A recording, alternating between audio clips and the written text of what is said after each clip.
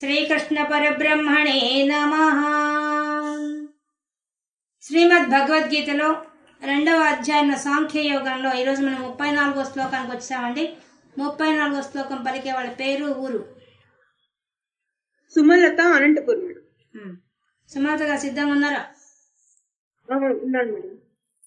అకీర్తించాపి భూతాని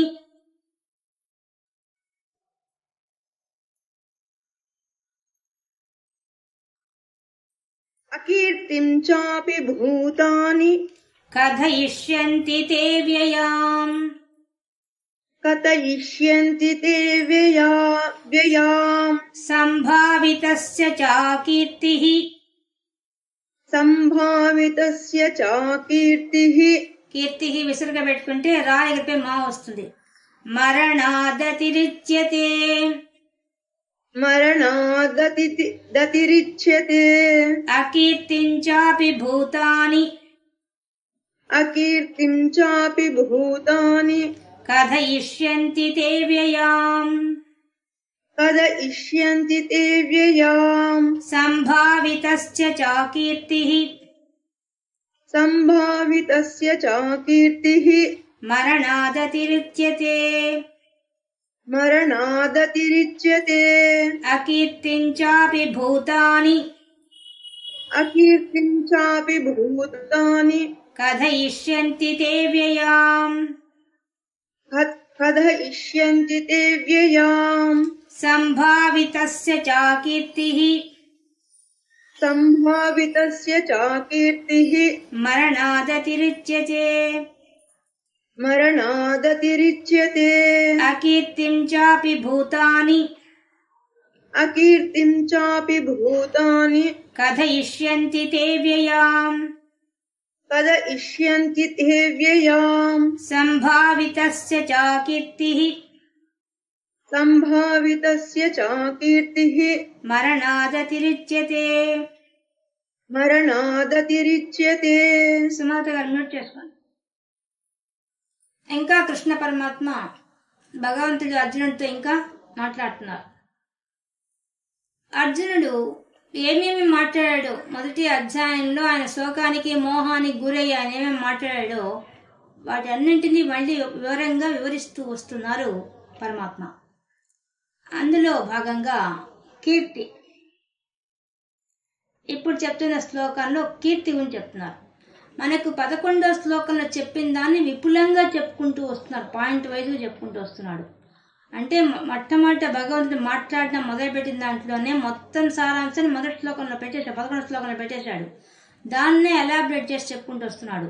అందులో భాగంగా అర్జునుడు ఏ విధంగా అయితే మొదటి అధ్యాయంలో మాట్లాడాడో వాటన్నింటికి తగిన జవాబు చెప్పుకుంటూ వస్తున్నాడు. ఇప్పుడు అర్జునుడి యొక్క కీర్తి ఎటువంటిది? చాలా గొప్పవాడు కదా, అతను చరిత్ర సంపాదించుకున్నాడు. ఎలా తానే కష్టపడి తపస్సు చేసి శివుణ్ణి ప్రత్యక్షం చేసుకున్నాడు.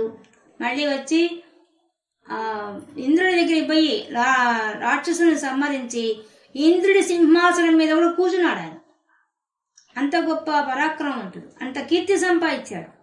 భూలోకంలోనే కాకుండా స్వర్గలోకంలో కూడా గొప్ప పేరు సంపాదించాడు. అటువంటి వ్యక్తి దానికి చెప్తున్నాడు, సంభావితస్య, నీ కీర్తి ఎటువంటిది? గౌరవింపదగినది. నువ్వు అప్పటికే సంపాదించేసావు, చాలా గొప్ప పేరు సంపాదించేసావు. కానీ ఇప్పుడేం చేస్తున్నావు? అకీర్తించాపి భూతాని. కాబట్టి ఆ అర్జునుడు దేవలోకానికి కూడా వెళ్ళి ఇంద్రుడి యొక్క సింహాసనం మీద కూర్చున్నటువంటి వాడు, అంత కీర్తి సంపాదించాడు. సంభావితస్య, ఎట్లా గౌరవం పొందాడు అర్జునుడు? ఇట్లాంటి గౌరవం కాదు, ఎవరు సాధించలేనిది సాధించాడు ఆయన జీవితంలో. అటువంటిది అకీర్తించాపి భూతాన్ని. ఓ అర్జున, ఇప్పుడు నువ్వు గాని యుద్ధం చేయకపోతే నీ కీర్తి ఎలా ఉంటుందో తెలుసా అని ఆయన చెప్తున్నాడు. ఎట్లా ఉంటుంది? భూతాని జీవులంతా కూడా, అందరూ మన మామూలు మనుషులు కూడా, అంటే మన రాజ్యంలో ఉండే మనుషులంతా కూడా ఏమనుకుంటారు నీ గురించి? అకీర్తించాపి, నీకు కీర్తి రాకుండా పోతుంది, అపకీర్తి వస్తుంది. ఎందువల్ల? నువ్వు అనుకుంటున్నావేమో యుద్ధం చేయకపోతే అబ్బా అర్జునుడంత దయామయుడు ఇంకోడు లేడు, అర్జునుడిలాగా శాంతి కోరుకునేవాడు ఇంకోడు లేరు అని అనుకుంటున్నావేమో. అట్లే అనుకోరు నీ గురించి.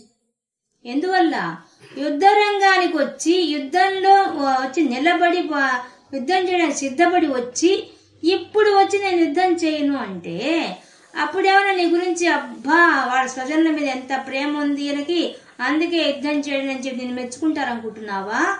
అలా ఏముండదు. నీ గురించి అట్లా ఏమనుకోరు వాళ్ళు. అందరు ఏమనుకుంటారు? అకీర్తించా నీ యొక్క కీర్తి నీ గురించి చెడ్డగా అనుకుంటారు. ఎందువల్ల పిరికివాడివి నువ్వు, నీకేమీ శక్తి సామర్థ్యాలు లేవు, నువ్వు యుద్ధం చేయడానికి తగిన వాడివి కాదు కాబట్టే యుద్ధ రంగానికి వచ్చి పారిపోతున్నావు అనే విషయాన్ని అనుకుంటారు. అంతే తప్ప నువ్వేదో పెద్ద దయామయుడు అని లేకపోతే నీ వాళ్ళందరినీ అమితంగా ప్రేమిస్తున్నావు అని ఎవ్వరు అనుకోరు. అలా అనుకుంటున్నావేమో నువ్వు. ఒకవేళ యుద్ధం చేయకపోతే అట్లాంటి మంచి పేరు వస్తుంది అనుకుంటున్నావా? అదేం రాదు. నీకు చెడ్డ పేరు గ్యారంటీగా వచ్చేస్తుంది.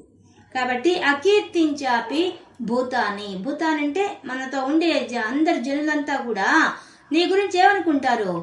నీకు చెడ్డ పేరు పెడతారయ్యా, మంచి పేరు ఏం పెట్టరు నువ్వు అనుకుంటున్నావేమో. కానీ అది కూడా ఎట్లా? కథ ఇష్యంతి, కథలుగా చెప్పుకుంటారయ్యా నీ కీర్తి గురించి, అపకీర్తి గురించి, నీ చెడ్డ పేరు గురించి. అయ్యో రామ, మేమంతా అనుకున్నాం ఆ యుద్ధానికి పోకముందంతా ఏదో చర్చలు జరిపి రాయబారాలు చేయించి యుద్ధమే చేయాలని బాగా ప్రకటించినట్టు ఆ అర్జునుడు ఇప్పుడు తేలిపోయింది. ఆయన ఏమి యుద్ధానికి పోయి ఆ బృహంగా ఉన్నాడు అజ్ఞాతవాసంలో, ఇది మళ్ళీ ప్రవర్తిస్తున్నాడు ఆ విధంగాను, అంతే తప్ప ఈయన యుద్ధం చేయాలని లేదు ఈయనకి అని ఆ విధంగా అనుకుంటారు తప్ప నీ గురించి ఏదో గొప్పగా అనుకుంటున్నావా? ఏమనుకోరు. అందరూ కథలుగా చెప్పుకుంటారు. అలాగే అది కూడా ఎట్లా? తే అవ్యయం, అది కూడా ఆపకుండా నిరంతరం చెప్పుకుంటారు.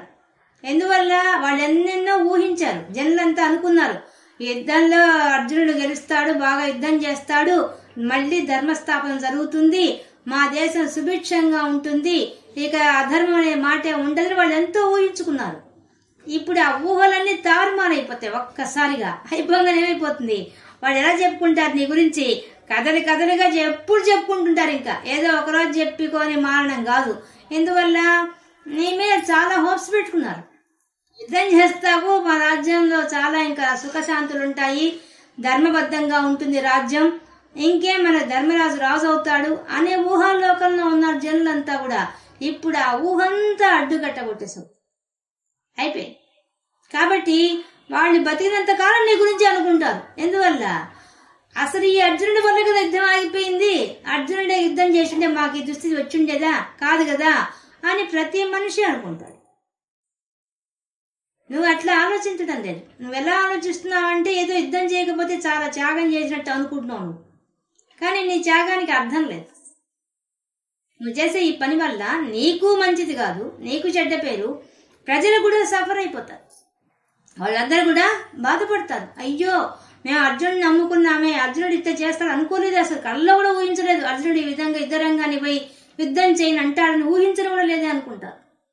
అంతే తప్ప నీ గురించి ఇంకా గొప్పగా అనుకుంటున్నావేమో. లేదు, అపకీర్తే వస్తుంది. అకీర్తించా, నీకు చెడ్డ పేరే వస్తుంది, మంచి పేరేం రాదయ్యా.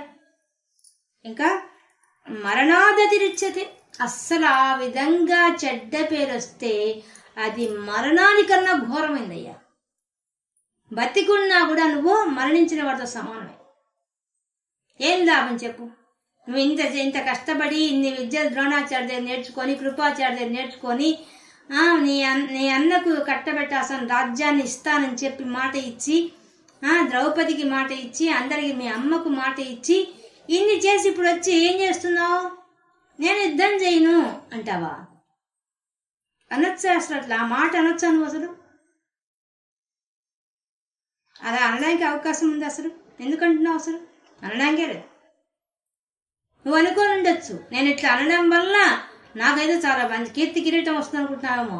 మళ్ళా కిరీటం వస్తుంది నీకు, కీర్తి కిరీటం ఏం రాదు.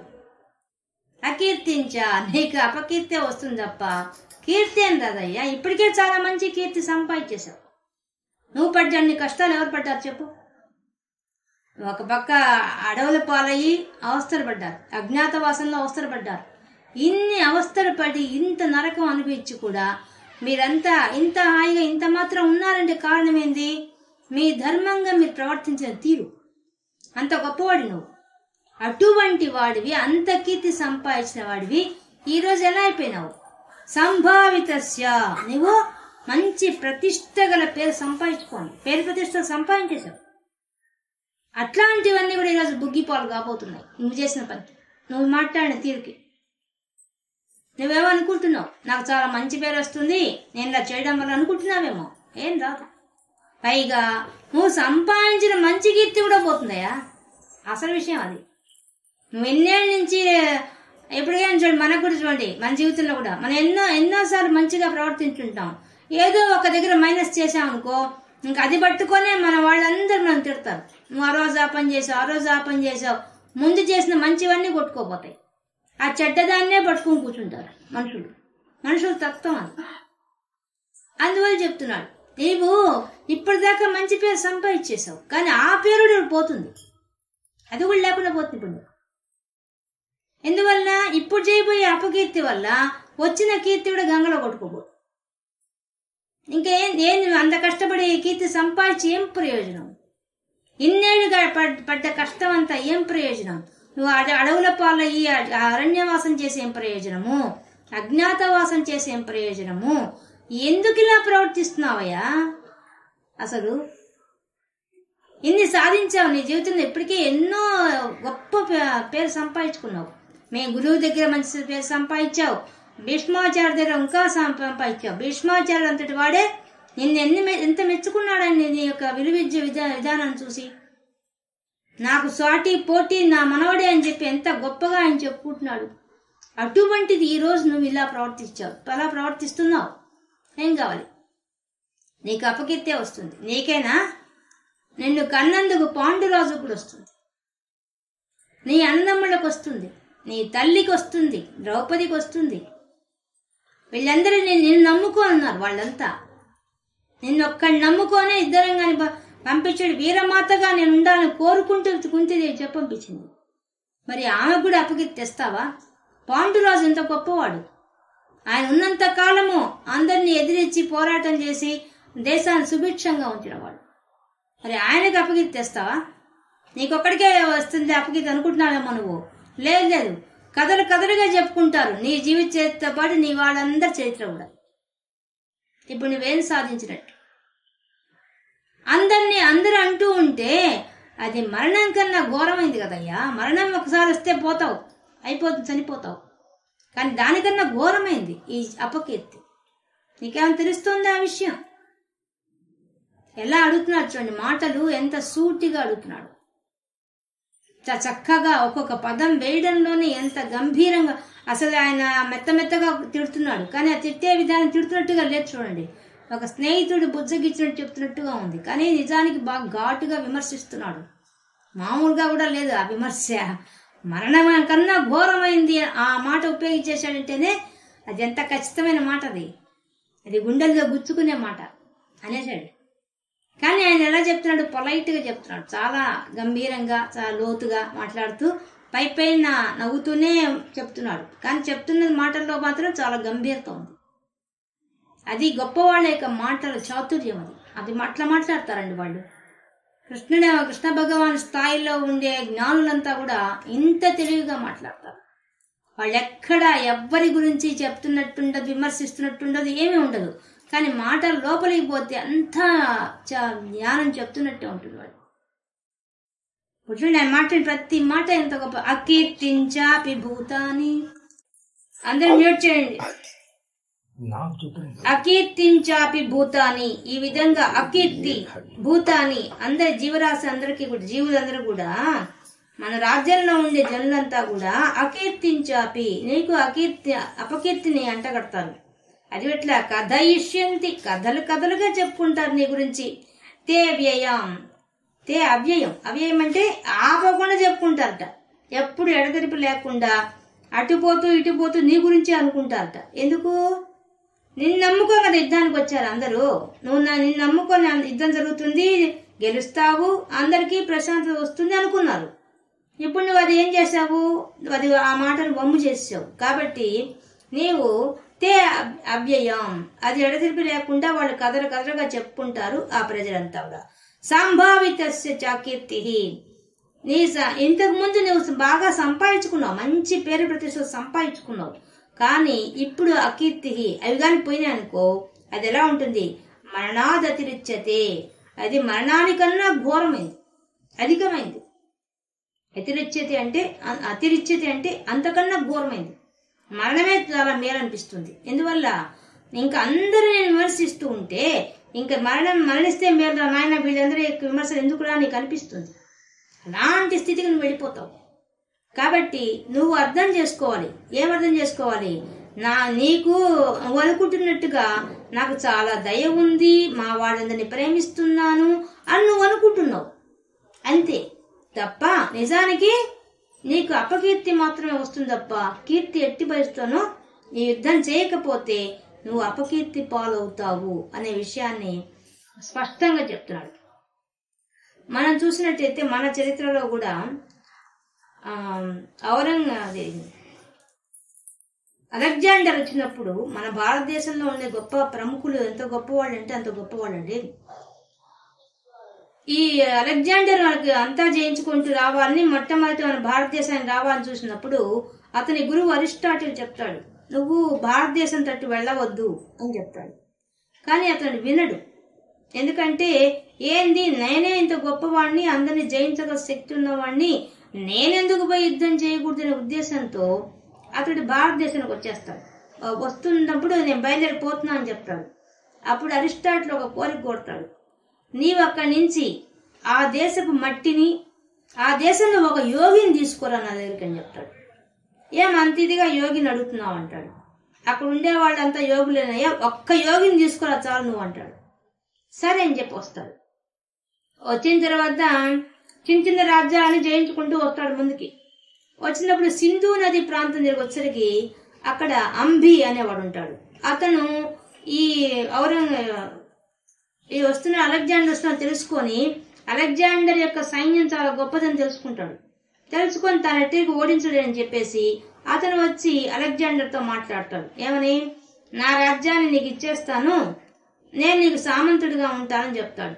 సరే, ఇంకా నాకెందుకు ఆ రాజ్యం, నువ్వు నాకు సామంతుడిగా ఉండు అని చెప్తాడు. కానీ అంబి ఏం కోరుతాడంటే, అయ్యా ఇక్కడ నా శత్రువు ఒక ఉన్నాడు పురుషోత్తముడిని, అతన్ని జయించాలి, నేను ఒక్కడిని జయించలేకపోతున్నాను, అతనిలో మాత్రం యుద్ధం చేసి గెలిస్తే చాలు, నాకు ఆ సహాయం చేసి పెట్టు అని చెప్తాడు.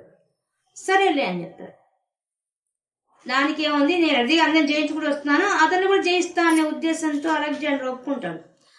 తీరా యుద్ధానికి వస్తుంటే వచ్చే ముందు ఒక దగ్గర ఒక యోగి ఇది ముందే చెప్పేశాను మీకు, ఒక యోగి కనిపిస్తాడు. తపస్సు చేసుకుంటూ ఒక యోగి కూర్చోంటాడు. అతని ఒంటి మీద బట్టలు ఉండవు. ఆ హిమాలయ ప్రాంతంలో హాయిగా కూర్చొని ఆనందంగా కూర్చొని తపస్సు చేస్తుంటాడు. ఒక గోచి పెట్టుకొని ఆయన దగ్గరికి వస్తాడు. వచ్చి సైనికులు చెప్పమిస్తాడు, అలెగ్జాండర్ వస్తున్నారు చెప్పండి అని చెప్తాడు. వాళ్ళు పోయి చెప్తారు, అలెగ్జాండర్ మహారాజు వస్తున్నారని చెప్పి, చక్రవర్తి ఆయన వస్తున్నాడని చెప్తారు. అయితే ఏంది అంటాడు ఆ ఋషి. ఋషులకి ఏముంది, వాడి జ్ఞానంలో చాలా గొప్పవాడు అయిపోయి, వాళ్ళకేముంది వాళ్ళు. అయితే ఏంది అంటాడు. అప్పుడు వచ్చి ఆ మాట నుంచి చాలా కోపం వస్తుంది. నేను రాజుని వస్తున్నా అంటే ముందు మర్యాదగా లేచి వచ్చి నమస్కరించకుండా అయితే ఏంది అంటాడని చెప్పేసి మళ్ళీ అలెగ్జాండర్ వస్తాడు. వచ్చి ఏమి నీ ధైర్యము, ఎందుకు నేను పిలుస్తుంటే నువ్వు నన్ను గౌరవించాలని లేదా నీకు అంటాడు. నువ్వెవరు అసలు, నువ్వెవరో నీకు తెలుసా ఫస్ట్ అని అడుగుతాడు. నేనెవరంటే అలెగ్జాండర్ ది గ్రేట్ అంటాడు. అవునా, దేంట్లో గ్రేట్? నువ్వు అజ్ఞానంలో గ్రేట్ అనే విషయం నువ్వు నీ గురించి చెప్తున్నావంటే నువ్వు అజ్ఞానం అని తెలిసిపోతుంది.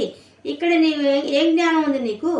మా దగ్గర ఆత్మజ్ఞానం ఉంది, మేము లోపల నుండి మా పరమాత్మని మేము చూసాం, నువ్వు చూసావా అని అడుగుతాడు. అని అతనికి ఒక పరీక్ష కూడా పెడతాడు. చేతిలో ఒక రాయి పెట్టి ఇది మొయ్యమంటాడు. చిన్న రాయి, ఇది మొయ్యడం పెద్ద కష్టం అంటాడు. మొయ్యి చూద్దాం అంటాడు. అని 1 గంట మోస్తాడు, 2 గంటలు మోస్తాడు, 3వ గంటగా చేయి పట్టుకొని పోయి చక్కని కింద పడేస్తాడు.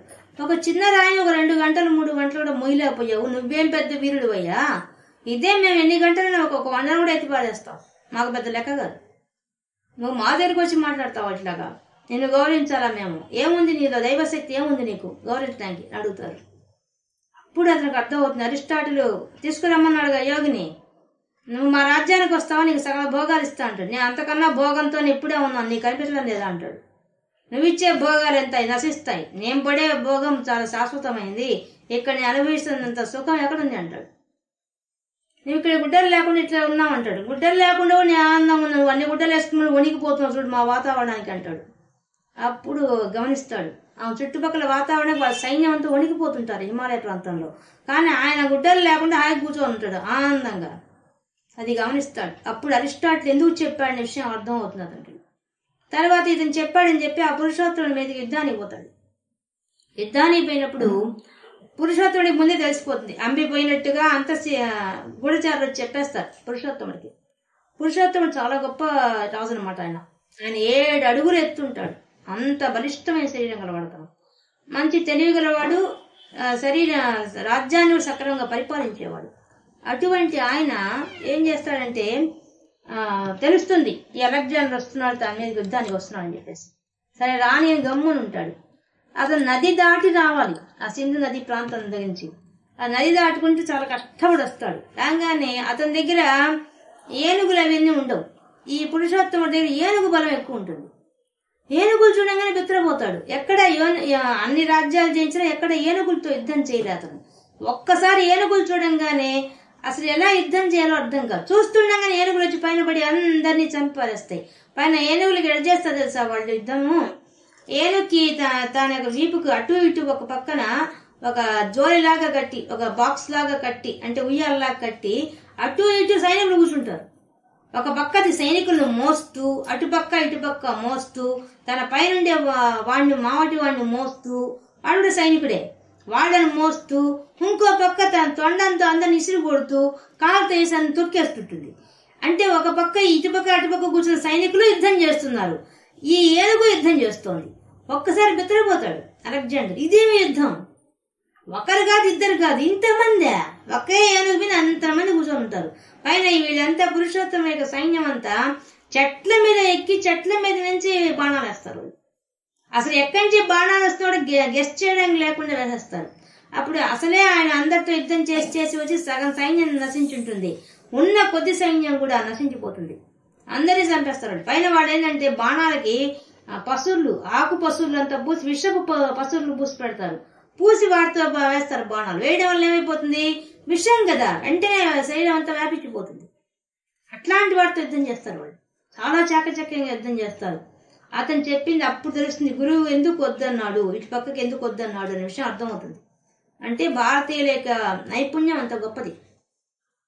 అప్పుడు అతని యొక్క పెంపుడు గుర్రం ఎక్కి వస్తుంటాడు, ఆ గుర్రానికి వేసి కొడతారు, దాని గొంతులో బాణం వేస్తారు, అది చచ్చిపోతుంది. చచ్చిపోగానే ఇంకా ఆయనకి దిగులు వచ్చేస్తుంది, తన సొంత గుర్రము అంతే ప్రాణం అదే చచ్చిపోతుంది. ఆవిడ కింద పడతాడు, లేచి ఆమె పురుషోత్తముడి మీదకి వచ్చి బాణం వేయబోతుంటాడు. ఆయన ఒక్క బాణం వేయగానే దిమ్మదిరి కింద పడతాడు.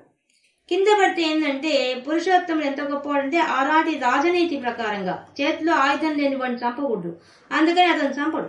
లేకపోతే అలెగ్జాండర్ని కానీ చంపేసింటే పురుషోత్తముడు అక్కడితో ఆయన చరిత్ర సమాప్తం అయిపోయింది.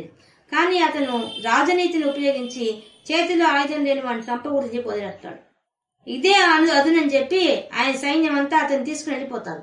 కానీ వాళ్ళందరికీ ఒంటి నిండా గాయాలు, అంటే గాయాలన్నీ విషంతో కూడిన బాణాలు కాబట్టి అందరు దారిలో పోతున్నప్పుడు వాళ్ళ దేశానికి పోకుండానే, మసిడోనియా దేశానికి పోకముందే దారిలోనే అందరు చచ్చిపోతారు. ఆఖరి ఈయన అలెగ్జాండర్ కూడా తన సొంత ఊరికి పోకుండానే దారిలోనే చచ్చిపోతాడు. అంటే అంత పౌరుషంగా యుద్ధం చేసిన వాడు పురుషోత్తముడు. ఆయన చరిత్ర ఎందుకు చెప్తున్నానంటే ఎంత గొప్ప వాళ్ళు ఉన్నారు మన భారతదేశం. చూడండి ఎంత రాజనీతి ఉంది, ఎంత యుద్ధ నీతి ఉంది, ఎదుటి వారిని గౌరవించే గొప్ప పద్ధతి మన భారతదేశంలో ఉంది, మన రక్తంలో ఉంది, అంత గొప్ప చరిత్ర ఉంది మనకి. అటువంటి వాళ్ళు దాంట్లో పుట్టిన వాళ్ళు. అందుకని దీంట్లో భారత అనే పదం ఎక్కువ ఉపయోగిస్తారు అర్జునుడికి కృష్ణ పరమాత్మ. అది పార్థ ఒకటి, కౌంతేయ ఒకటి, ఈ పదాలన్నింటి వెనక రహస్యం ఉంటుంది. ఇప్పుడు ఈ శ్లోకంలో అకీర్తి అని ఒకటి, చాలా కీర్తి అనే మాట ఎక్కువ ఉపయోగించారు. అంటే నీకు కీర్తి రాదయ్యా, నువ్వు అనుకుంటున్నావేమో, యుద్ధం చేయకుండా కూర్చుంటేనే కీర్తి వస్తుంది అనుకుంటున్నావేమో. కీర్తి రాకపోగా నీ గురించి కథలుగా ఎల్లకాలం చెప్పుకుంటారు. ఒక రోజు చెప్పుకొని వదలడం కాదు, నీ గురించి అంత ఇదిగా చెప్పుకుంటారు. ఇప్పుడు అలెగ్జాండరు పురుషోత్తముడు విచిత్రం చేసా మన హిస్టరీలో. ఆ పురుషోత్తముని యొక్క రాజ్యం ఏంటో మనకు తెలియదు. మన హిస్టరీలో ఏం చేశారంటే మన హిస్టరీ లేకుండా చేశారు వాళ్ళు. వాళ్ళంతా యూరోపియన్ దాంట్లో అంతా కూడా అలెగ్జాండర్ గొప్పదనాల గురించి గ్రేట్ అని పెట్టేశారు తప్ప ఈ పురుషోత్తమతో ఓడిపోయిన విషయం, వెనక్కి పారిపోయిన విషయం మాత్రం ఎక్కడ వాళ్ళు మెన్షన్ చేయలేదు చరిత్రలో. కానీ ఇంత గొప్పవాడు మన భారతదేశంలో పుట్టిన అతడు చారిత్రకంగా చాలా గొప్పవాడు. అంత గొప్ప విజయం, చిన్న రాజ్యానికి రాజు అయింది, అంత గొప్ప విజయం సాధించాడు అతను. మన హిస్టరీ మనకు తెలియడం లేదు, కానీ ఎంత గొప్ప హిస్టరీ ఉందో మనకి. ఎందుకంటే ఇతర దేశస్తులు వచ్చి వాళ్ళ ప్రభావం మన హిస్టరీలో పడడం వల్ల మన సొంత వాళ్ళ హిస్టరీ మనం మర్చిపోతున్నాం. ఇటువంటి వంశం మన భారతదేశం. కాబట్టి అందుకని చెప్తున్నాడు, ఏ భారతీయుడైనా సరే ఇంత చక్కగా ఆలోచించాలి. కీర్తి వస్తుందా, అపకీర్తి వస్తుందా? ఇప్పుడు ఆయన పురుషోత్తం అనుకోనంటే అలెగ్జాండర్ గ్రేట్ అంటున్నారు, ఎక్కడి నుంచో వచ్చాడు, ఆయన సైన్యం ఎక్కువ ఉంటుందేమో, నేను ఓడిపోతాను పిరికి పందలాగా అనుకోలేదు. యుద్ధాన్ని దిగబడ్డాడు. ప్రాణం పోతే పోతుంది, ఉంటే ఉంటుంది, దిగబడ్డాడు. ఇప్పుడు కూడా కృష్ణ పరమాత్మ ఇండైరెక్ట్ గా ఒక మాట చెప్తున్నాడు మనకి, నువ్వు బతికి ఉండి అపకీర్తి తెచ్చుకొని మరణంతో సమానం అనే పదంలోనే ఇండైరెక్ట్ స్పీచ్ ఉంది. ఏమని నువ్వు అన్నావు, నేను ఊరికి చనిపోతాను, వాళ్ళు ఆయుధాలు వేసి ఉపయోగించి దుర్యోధను చంపితే చచ్చిపోతా అన్నావే, దానికన్నా భయంకరమైన సావేదంటే ఇదే. ఇది అపకీర్తి తెచ్చుకొని సావడం. మామూలుగా యుద్ధ రంగంలో మరణిస్తే ఏమవుతుంది, వీర స్వర్గం పొందుతాడు, అంతకంటే ఏం కావాలి. కానీ ఆ ఆలోచన లేకుండా ఈ ఆలోచన చేశాడు ఈయన. ఏది, వాళ్ళు చంపితే చంపని అన్నాడు. మొదటి అధ్యాయం మీకు అందరూ విన్నారు కాబట్టి మీకు గుర్తుంటుంది. ఎట్లా అన్నాడు చూడండి, నేను ఆయుధాలు పట్టను, ఆయుధాలతో వాళ్ళు చంపితే చంపని నన్ను అన్నాడు. ఒకవేళ ఆయుధంతో చచ్చినా యుద్ధం చేసి చస్తే నీకు గెలుపు వీరస్వర్గం. నువ్వు చేతిలో ఆయుధం లేకుండా మరణిస్తే అది ఎంత అవమానం, పిరికితనం కదా అది. అందుకని చెప్తున్నాడు, ఇది మరణంతో సమానం. నువ్వు అపకీర్తి తెచ్చుకొని గాని యుద్ధం చేయకపోతే నీకు అది మరణంతో సమానం. నువ్వు మరణించేం ప్రయోజనం? అందుకనే ముందు చెప్పేశాడు, స్వర్గద్వారం తెరుచుకోండి ముందు చెప్పాడు.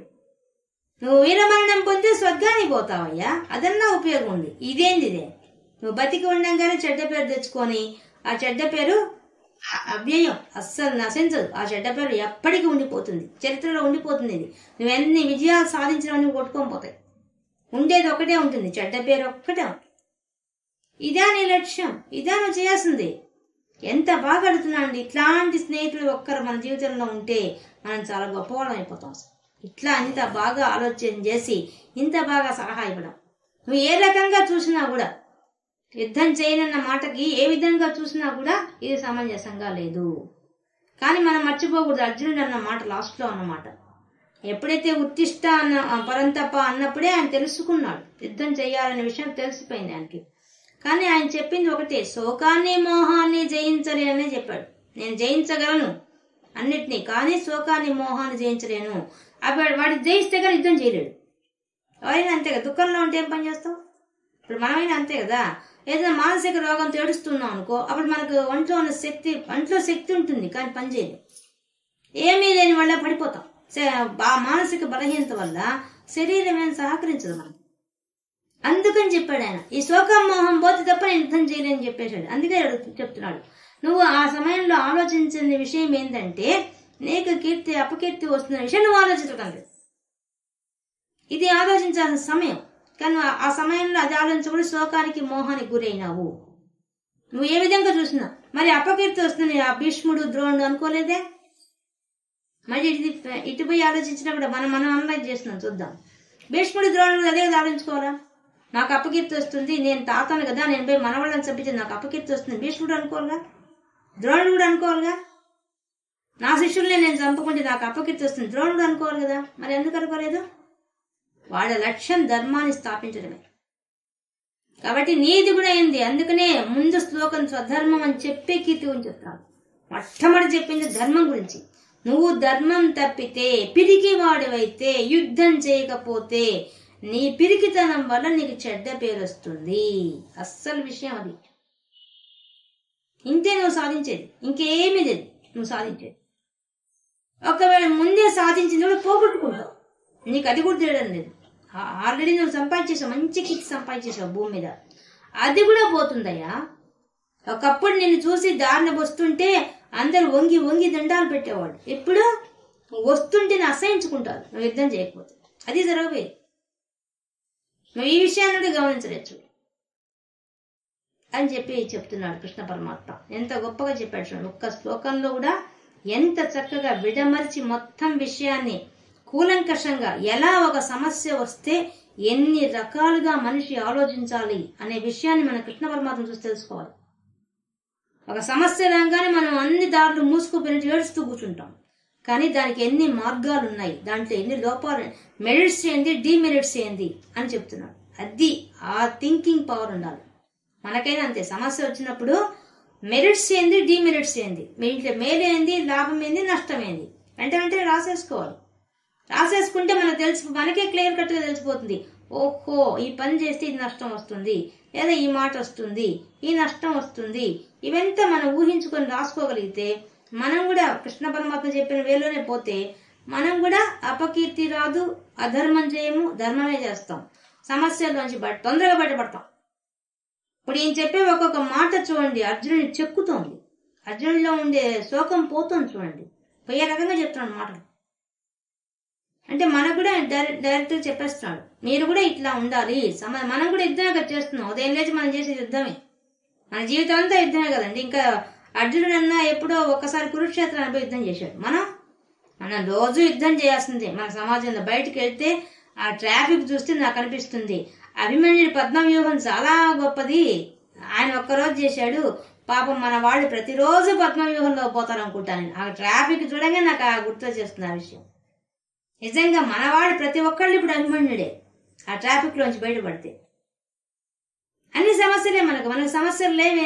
యుద్ధం చేస్తున్నట్టే రోజు మనం అసలు దేనికోసం చేయకుండా చెప్పండి. అన్నిటికీ పోరాటమే, అన్నిటికీ ఆరాటమే. చిన్న పిల్లల దగ్గర నుంచి కాంపిటీషన్ స్పిరిట్ అని చెప్పి వాళ్ళకు టెన్షన్స్. లైఫ్ పాస్ అవ్వాలా, ఫస్ట్ ర్యాంక్ తెచ్చుకోవాలా, ఫస్ట్ ర్యాంక్ లో కూడా హై ఫస్ట్ క్లాస్ తెచ్చుకోవాలా, ఒకవేళ ఒక్క మార్కు తగ్గినా మళ్ళీ రాయాలా. ఏమి టెన్షన్స్ ఇవి, ఏం బతుకులు, ఏం ఆనందం ఉంది.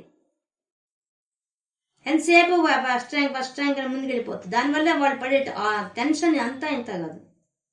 ఇలా ప్రతి ఒక్కళ్ళు ఫేస్ చేస్తున్నాం. మనమంతా యుద్ధం చేస్తున్నట్టే రోజంతా. అసలు మనకే చెప్తున్నాడు ఈ భగవద్గీత మొత్తం, మనకే చెప్పబడుతోంది. మీకు యుద్ధం జరుగుతోంది, అపకీర్తి రాకుండా చూసుకోండి. ధర్మయుద్ధంగా ధర్మబద్ధంగా ఉండండి, అపకీర్తి రాదు, కీర్తి వస్తుంది. అది చెప్తున్నది ఆ విషయం. ఎంత గొప్ప విషయం చెప్తున్నాడు. ఒక్క చిన్న శ్లోకంలోనే మన జీవితానికి సంబంధించిన మొత్తాన్ని చెప్పేస్తున్నాం. భగవద్గీతలో ఉండే సారాంశం అంతా మనకు ఉపయోగించబడే. నరుణ్ణి అడ్డం పెట్టుకొని నరులమైన మనకు చెప్తున్నాడు ఈ యొక్క భగవద్గీత. భగవంతుడు మనకు ఉపదేశం చేస్తున్నాడు.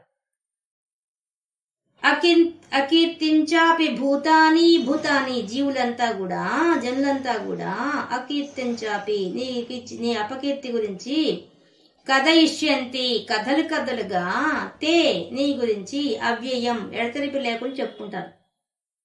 సంభావితస్య ఇప్పటికే నువ్వు చాలా కీర్తి సంపాదించావు, కానీ అకీర్తి అదంతా కూడా నీకు అపకీర్తి తెచ్చిపెడుతుంది. మరణాదతిరిచ్యతే అది ఎటువంటిదంటే మరణం కన్నా అధికమైందయ్యా. కాబట్టి నువ్వు ఆ అపకీర్తి తెచ్చే విషయాన్ని మాత్రం ఏ మాత్రం ఆలోచించబాక దాన్ని వదిలేసేయి. నువ్వు ఇప్పుడు పూర్తిగా శక్తి తెచ్చుకొని ముందుకు వెళ్ళు అనే విషయాన్ని ఇంత చక్కగా చెప్తున్నాడు కృష్ణ పరమాత్మ. ఒక చిన్న కథ దీనికి సంబంధించినది. ఒక రాజు ఉంటాడనమాట. ఆ రాజుకి ఒకటే కొడుకు. ఆ కొడుకు చిన్నప్పటి నుంచి రాజు యుద్ధ విద్యలని మొత్తం నేర్పిస్తాడు. కానీ ఆ పిల్లవాడికి రక్తపాతం జరగడం ఇష్టం లేదు. అబ్బాయికి అన్ని విద్యలు వచ్చు, రాని విద్య అంటూ లేదు, అన్ని బాగా చక్కగా నేర్చుకున్నాడు.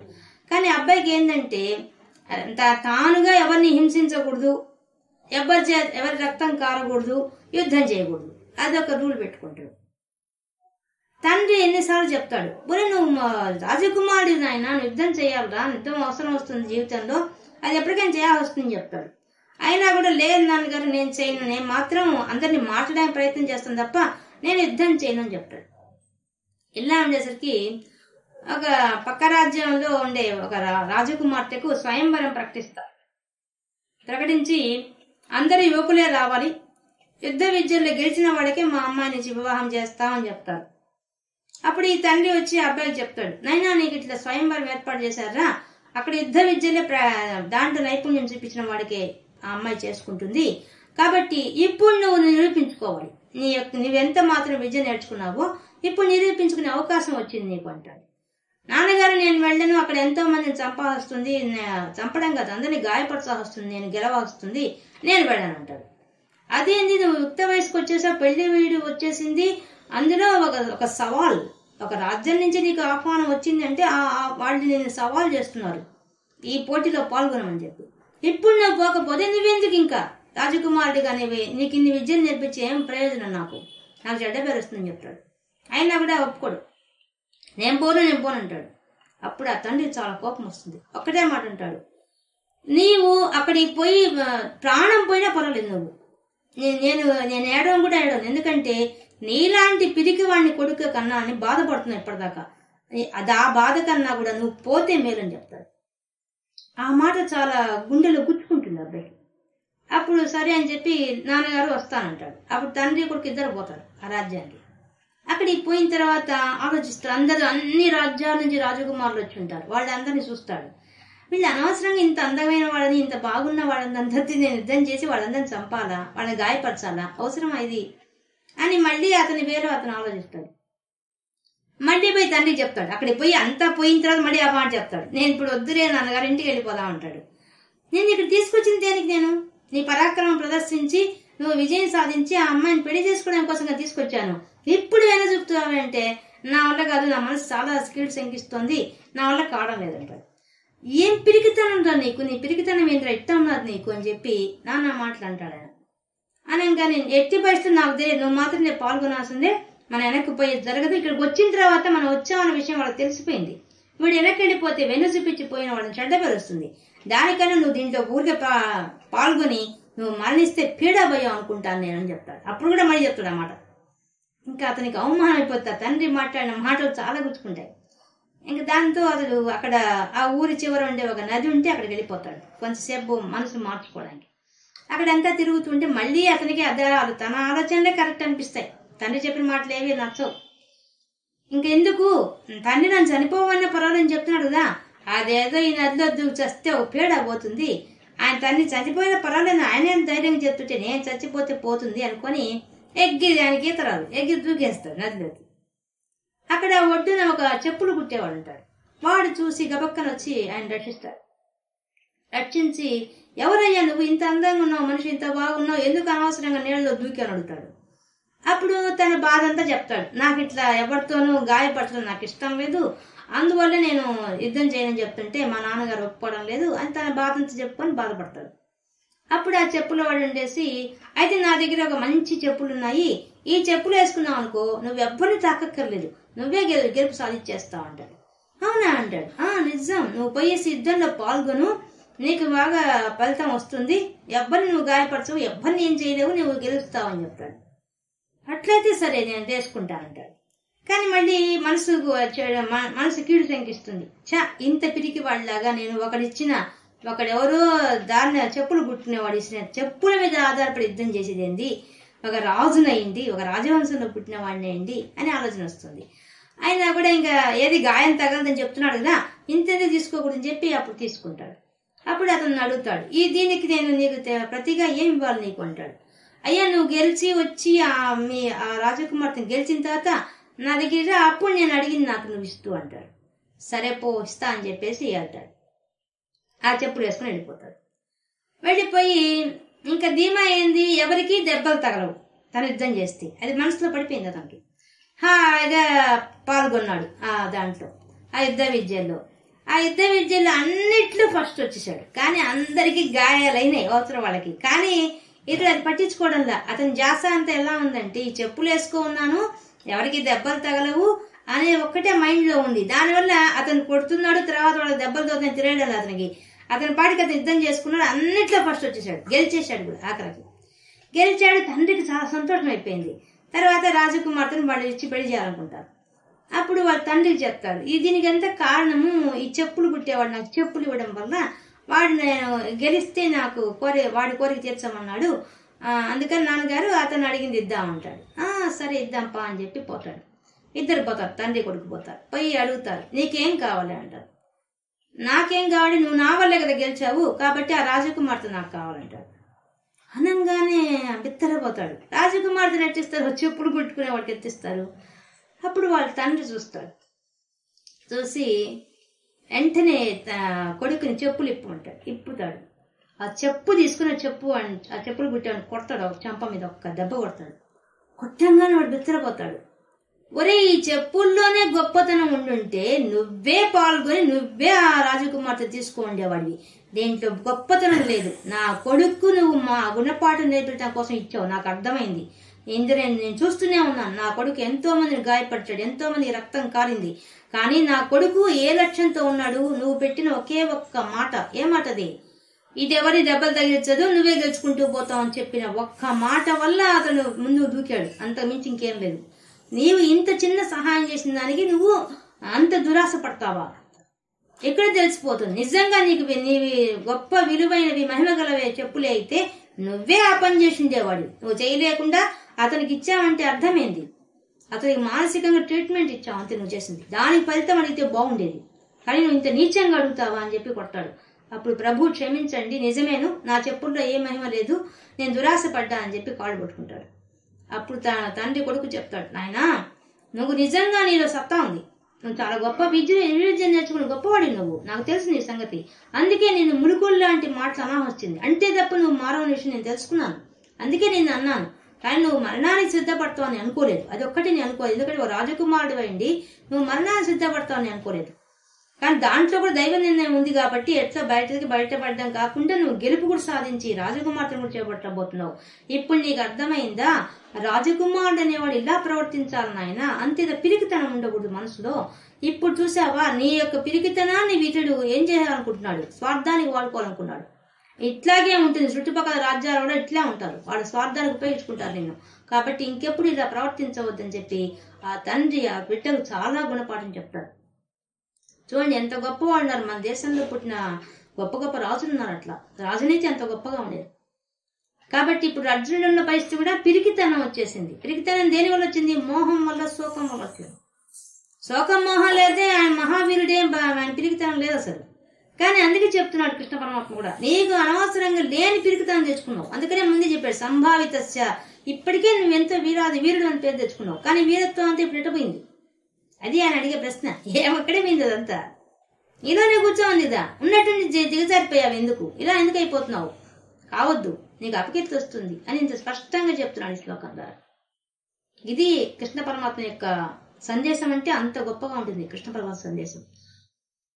సాంఖ్య యోగంలో మనం ఈరోజు 34వ శ్లోకంలో ఉండే విశేషాంశాలు తెలుసుకున్నాం.